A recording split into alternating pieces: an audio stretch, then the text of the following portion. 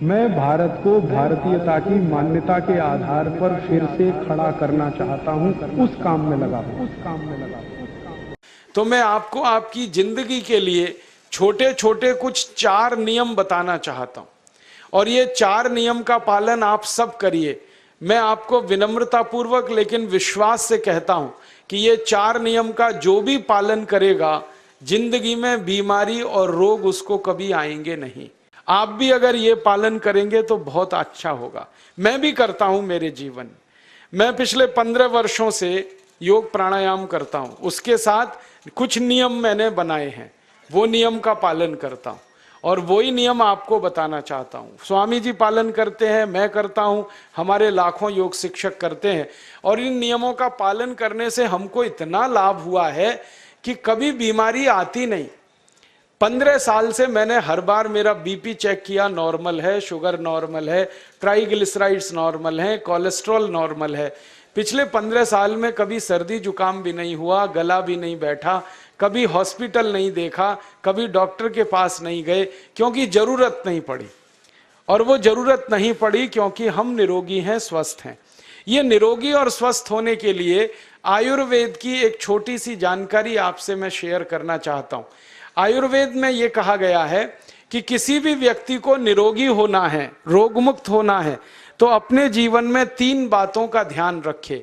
अपना वात, पित्त और कफ, तीनों का संतुलन रखे। वो 3 तरह के दोष हैं हमारे शरीर में, वात, पित्त, कफ। आपने सुना होगा, ये त्रिदोष आधारित शरीर है। जब वात बहुत बिगड़ जाता है तो 80 से ज्यादा रोग आते हैं। जब पित्त बहुत बिगड़ जाता है तो लगभग 46 से 50 रोग आते हैं, और जब कफ बिगड़ जाता है तो 28 रोग आते हैं, और वात, पित्त, कफ तीनों बिगड़ जाएं तो 148 रोग आते हैं। सर्दी, खांसी, जुकाम से लेकर और कैंसर तक जो आखिरी रोग माना जाता है, ये सब वात, पित्त, कफ के बिगड़ने का खेल है। तो इस देश के आयुर्वेद चिकित्सा के सबसे महान लोगों में से कुछ नाम आप जानते हैं, जैसे चरक ऋषि, जैसे सुश्रुत ऋषि। ऐसे एक ऋषि हुए बाघभट्ट। बाघभट्ट ऋषि ने एक पुस्तक लिखी है, उसका नाम है अष्टांग हृदयम, और एक पुस्तक लिखी है, उसका नाम है अष्टांग संग्रहम। इन दोनों पुस्तकों में उन्होंने 7000 नियम बताए हैं। उनमें से 4 बताता हूं, अच्छे लगे तो आज से ही पालन करो और दूसरों को भी बताओ, ताकि कोई भी इन नियमों का पालन करे तो बीमार ही ना पड़े। ये चारों नियम हैं वात, पित्त और कफ को संतुलित रखने के लिए। अब वात, पित्त, कफ तीनों एक साथ आपके संतुलित रहें तो उसके लिए पहला नियम है खाना खाने के तुरंत बाद पानी नहीं पीना। ये पहला नियम है। आप बोलेंगे ये तो बड़ी मुश्किल बात है, खाना खाते ही पानी पीते हैं हम तो सबके सब, और बिना पानी पिए खाना ही नहीं खाते। कई लोग तो खाने से ज्यादा पानी पीते हैं, खाना कम खाते हैं, पानी ज्यादा पीते हैं। ये खाना खाने के बाद पानी कभी भी नहीं पीना, क्योंकि महर्षि बाघभट्ट कहते हैं भोजनांते विषम वारी, माने भोजन के अंत में पानी पियो तो जहर के पीने के जैसा है। इसलिए वो कहते हैं कभी भी खाने के तुरंत बाद पानी मत पियो। अब आप मुझे पूछोगे क्यों नहीं पिए, कारण बता दो। कारण मैं बताना चाहता हूं सरल भाषा में। हम जब खाना खाते हैं ना तो पेट में सारा खाना इकट्ठा होता है। पेट में एक स्थान होता है, उसको हम कहते हैं जठर। संस्कृत में, हिंदी में जठर कहते हैं, अंग्रेजी में उसको एपिगैस्ट्रियम कहते हैं, हिंदी में कुछ लोग उसको आमाशय भी कहते हैं। ये जठर छोटा सा स्थान है। आपके पेट में नाभि है ना, उसके लेफ्ट साइड में बाईं तरफ छोटा सा स्थान है। सारा खाना आपका इसी स्थान पर आता है। जो भी आप खाते हो, रोटी, चावल, दाल, सब्जी, दूध, दही, कुछ भी खाओ, सब कुछ जठर में आता है। अब जठर में जैसे ही खाना इकट्ठा होता है तो उसमें आग जलती, और उस आग को कहते हैं जठर अग्नि। मिला के बोल देते हैं जठराग्नि। आप जैसे ही खाना खाते हो, पेट में जठर में अग्नि जलती है, वो अग्नि खाने को पचाती है, और अग्नि खाने को ऐसे ही पचाती है जैसे रसोई घर की अग्नि खाने को पकाती है। आपके रसोई घर में आप अग्नि जलाओ, उसके ऊपर दूध रख दो, दूध में थोड़ा चावल डाल दो, अग्नि जब तक जलती रहेगी खीर तब तक बनती रहेगी। आप घर में अग्नि जलाओ, उसके ऊपर पानी रख दो, उसमें दाल डाल दो, दाल की पकने की क्रिया तब तक चलेगी जब तक अग्नि जलेगी। ऐसे ही पेट में होता है, जैसे ही आपने खाना खाया पेट में अग्नि जलती है, और जब तक अग्नि जलती है तो खाने के पचने की क्रिया चलती है।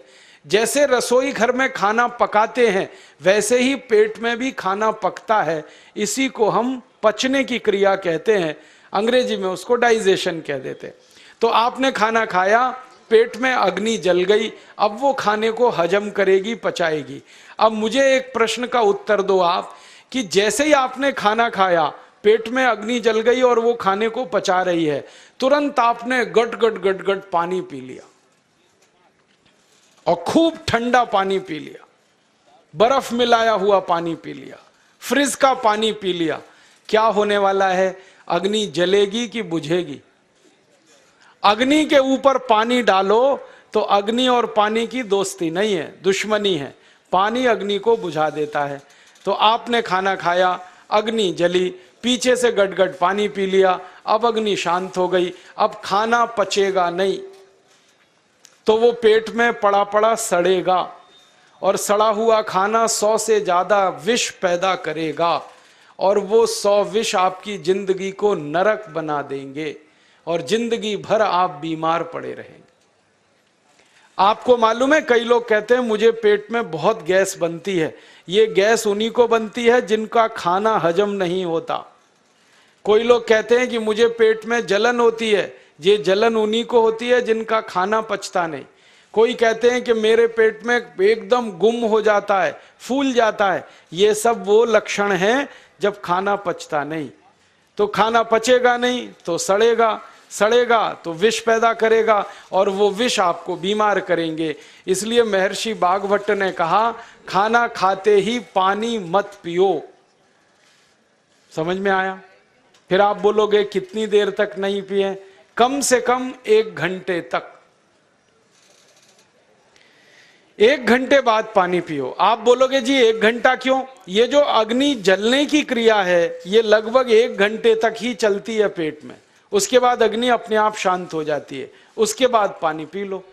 तो खाना अगर 10 बजे खाया तो 11 बजे पानी पियो, 11 बजे खाया तो 12 बजे पियो, 12 बजे खाया तो 1 बजे पियो, 1 घंटे बाद पानी पियो। अब आपके मन में यह सवाल आ सकता है कि खाना खाने के पहले पी लें क्या? हाँ पी लो, 40 मिनट पहले पेट भर के पानी पी लो। 10 बजे खाना खाना है, 9:20 पे खूब पानी पी लो, जितना पी सकते हो। 11 बजे खाना खाना है, 10:20 पे पी लो, खूब पानी पी लो, 40 मिनट पहले। आप और एक सवाल पूछ सकते हो कि अच्छा ठीक है, खाने के बाद पानी तो नहीं पिएंगे, कुछ और पी सकते हैं क्या पानी को छोड़कर? तो उसके लिए बागभट्ट जी कहते हैं कि खाने के तुरंत बाद अगर पीना है तो दही की लस्सी पियो, मट्ठा।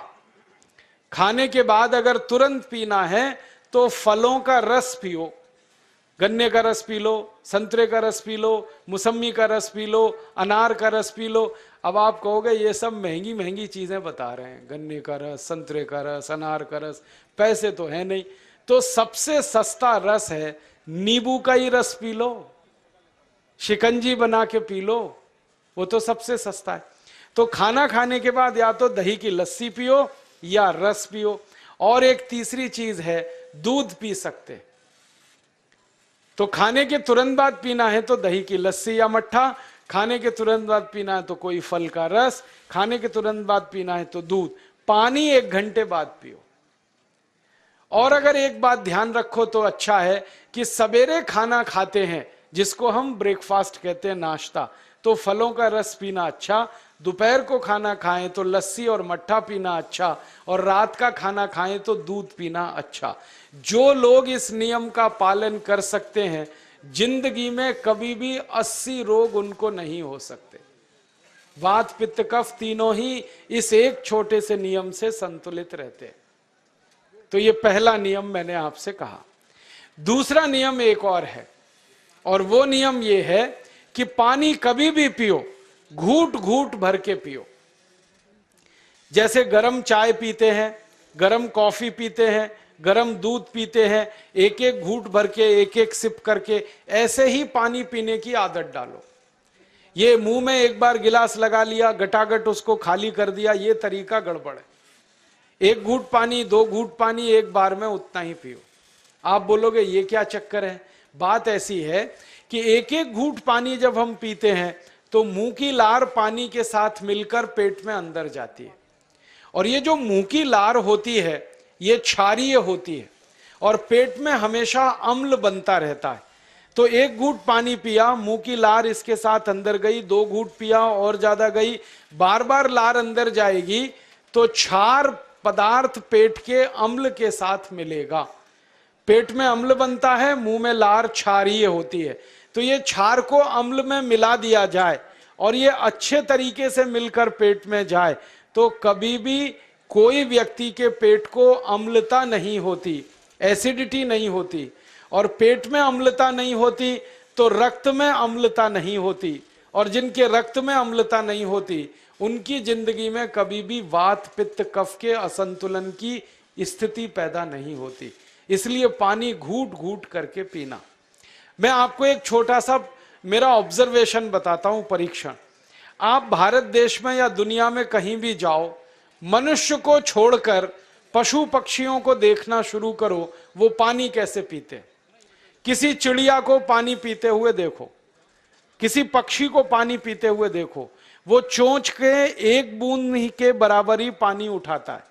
एक बार में एक बूंद पानी लेगा, फिर थोड़ी देर चोंच चलाएगा, फिर पिएगा, फिर दूसरी बूंद लेगा, फिर चोंच चलाएगा, फिर पिएगा, फिर तीसरी बूंद। एक एक बूंद पक्षी पानी पीता है। कुत्ते को पानी पीते हुए देखो, चाट चाट के पानी पीता है। शेर को पानी पीते हुए देखो, चाट चाट के पानी पीता है। जितने जानवर चाट कर पानी पीते हैं, जितने पक्षी एक एक घूंट पानी पीते हैं, किसी भी पक्षी और किसी भी जानवर को डायबिटीज नहीं है, किसी को अर्थराइटिस नहीं है, कोई पक्षी ओवरवेट नहीं है, कोई पशु ओवरवेट नहीं है। वो सब स्लिम और ट्रिम है, क्योंकि वो इतने होशियार हैं कि पानी चाट के पीते हैं या घूट घूट करके पीते। अब मुझे ये हैरानी होती है कि ये पशु पक्षियों को कौन सिखाता है? वो अपने जन्म से ये ज्ञान सीख के आते, उनका कोई गुरु नहीं है, उनका कोई विद्यालय नहीं है, उनके कोई प्रशिक्षण शिविर नहीं लगते, फिर भी उनको इतनी अकल है कि पानी घूट घूट पीना। और हम ये मनुष्य जिनके इतने गुरु, इतने विद्यालय, इतने कॉलेज, सीखने वाले, सिखाने वाले, और हम मूर्खों के मूर्ख गटागट गटागट पानी पीते रहते। तो पानी पीने का तरीका बदल दो, घूट घूट भर के पानी पियो। ये दूसरा नियम है। तीसरा नियम है कि जिंदगी में कितनी भी प्यास लगे, ठंडा पानी कभी मत पियो। बर्फ डाला हुआ पानी, फ्रिज में रखा हुआ पानी, वाटर कूलर का पानी जिसका तापमान बहुत कम है, ये कभी मत पीना। क्यों? क्योंकि शरीर आपका गर्म है और पानी ठंडा है। अब होता क्या है वो मैं समझाता हूं सरल भाषा में। पेट तो गर्म है, अब इसमें ठंडा पानी डाल दिया आपने तो अंदर झगड़ा होता है। और झगड़ा क्या होता है? या तो पानी पेट को ठंडा करेगा या पेट पानी को गर्म करेगा। अगर पानी ने पेट को ठंडा कर दिया तो पेट के ठंडा होते ही हृदय ठंडा होता है, हृदय के ठंडा होते ही मस्तिष्क ठंडा होता है, मस्तिष्क के ठंडा होते ही आदमी ठंडा होता है, और आदमी ठंडा होते ही राम नाम सत्य होती है। आपको मालूम है जब शरीर ठंडा पड़ जाता है तो घर में भी नहीं रखते, निकाल के बाहर सड़क पे रख देते। जो घर आपने बनाया अपनी मेहनत से, शरीर के ठंडा पड़ते ही निकाल बाहर करते हैं उस घर में से, और फिर चिल्लाने लगते हैं लेके जाओ, जल्दी लेके जाओ, इसको जला के आओ। माने ठंडे शरीर की इज्जत नहीं है। तो ठंडा पानी क्यों पी रहे हो भाई? बंद कर दो। कोई जानवर ठंडा पानी नहीं पीता, कोई पक्षी नहीं पीता। तो आप ये ठंडा पानी पीना बंद करो, सादा पानी पीना शुरू करो। और गर्मी के दिनों में बहुत अगर आपको तकलीफ है तो मिट्टी के घड़े का पानी पी लेना, फ्रिज का और बर्फ का नहीं पीना। ये तीसरा नियम है। और चौथा और आखिरी नियम है कि आप सवेरे ही सवेरे जब सोकर उठते हो तो सबसे पहले पानी पियो। जैसे ही आपकी आंख खुल गई तो पहले 2-3 गिलास पानी पी लो, उसके बाद आप टॉयलेट में जाओ। उठते ही पानी पियोगे तो 2 फायदे हैं। पहला फायदा यह है कि पानी पेट में जाकर बड़ी आंत को साफ करता है, और जैसे ही बड़ी आंत की सफाई होगी पेट पे दबाव पड़ेगा और आप संडास घर में जाएंगे, 2-3 मिनट में पेट आपका साफ हो जाएगा। जिनका पेट सुबह एक बार में साफ हो जाता है उनकी जिंदगी में कभी रोग नहीं आता। इसलिए सुबह सुबह उठते ही पेट साफ होना जरूरी है। और उठते ही पानी पियोगे तो मुंह की जो लार है वो पानी के साथ मिलकर अंदर जाएगी। सुबह पेट में एसिड की मात्रा ज्यादा होती है, इसलिए लार का पेट में जाना बहुत जरूरी है। इसलिए सुबह उठते ही पानी पीना बहुत जरूरी है। ये 4 नियम हैं आयुर्वेद के। पहला नियम, खाना खाने के 1 घंटे बाद पानी पीना। दूसरा नियम, पानी को हमेशा घूट घूट भर के पीना। तीसरा नियम, कभी भी जिंदगी में ठंडा पानी नहीं पीना। और चौथा और आखिरी नियम, सवेरे उठते ही सबसे पहले पानी पीना। 4 नियमों का पालन जो भी अपने जीवन में कर सकता है वो वात पित्त कफ तीनों को संतुलित रख सकता है। और जिसका वात पित्त कफ संतुलित है उसके जीवन में बीमारी नहीं आती है, और जो बीमार नहीं पड़ते हैं वो स्वस्थ और तंदुरुस्त और सुखी रहते हैं। उनकी जिंदगी का खर्चा कम होता है और देश का भी बहुत सारा पैसा बचता है। आपको शायद मालूम है या नहीं, 1 साल में हम जब बीमार पड़ जाते हैं भारतवासी तो साल का करीब 6 लाख करोड़ रुपया हमारा खर्च हो जाता है उन बीमारियों का इलाज करने में। दोस्तों, सबसे पहले तो चैनल सब्सक्राइब करें, फिर लाइक, कमेंट और शेयर करें। और हाँ, हमारा एंड्रॉयड ऐप डाउनलोड करना ना भूलें।